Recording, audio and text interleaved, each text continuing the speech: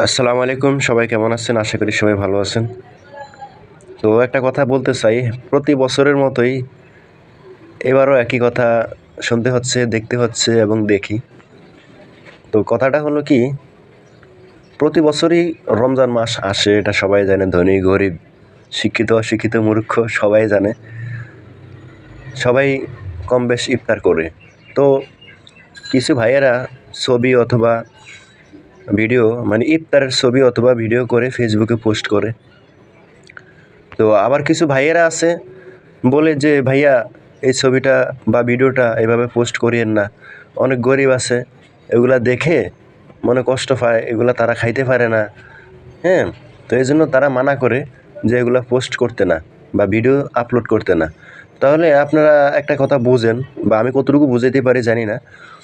যদি তারা এই ভিডিও বা ছবি বা পিকচার, মানে ইফতারের ছবি বা পিকচার বা ভিডিও যদি তারা মোবাইলের মাধ্যমে দেখে, ঠিক আছে, হয়তো বা বন্ধুবান্ধবের ফোনেও দেখতে পারে।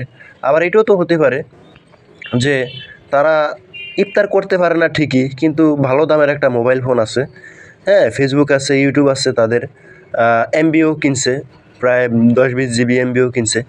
তো তারা এগুলা দেখতেছে, ইফতারে ভিডিও বা ছবি তারা দেখতেছে আর মনে কষ্ট পাচ্ছে। তাহলে তারা মোবাইল, যেখানে মোবাইল কিনতে পারতেছে, এমবি কিনতে পারতেছে, সেখানে তারা, ঠিক আছে, গরিব, সেখানে তারা ইফতার কেন করতে পারতেছে না?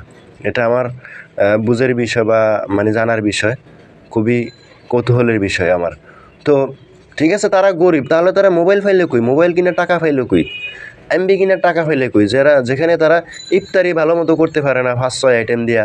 বা অনেকে বলে যে যারা পানি দিয়ে ইফতার করে, হ্যাঁ করে, অনেকেই করে, যারা তাদের সামর্থ্য নাই তারা তো করি। তাহলে তারা এগুলা দেখে কোথায় থেকে, এগুলা দেখে কোথায় থেকে? ঠিক আছে, পাশের বাড়ির গেলে হয়তো বা তাদের ফোন আছে, সেখান থেকে দেখে, কিন্তু তাদের নিজের তো নাই যে তারা কন্টিনিউয়াসলি এই ভিডিওগুলো দেখবে আর মানে আবেগ ছড়াবে, ঠিক আছে, কান্না করবে, এই সেই।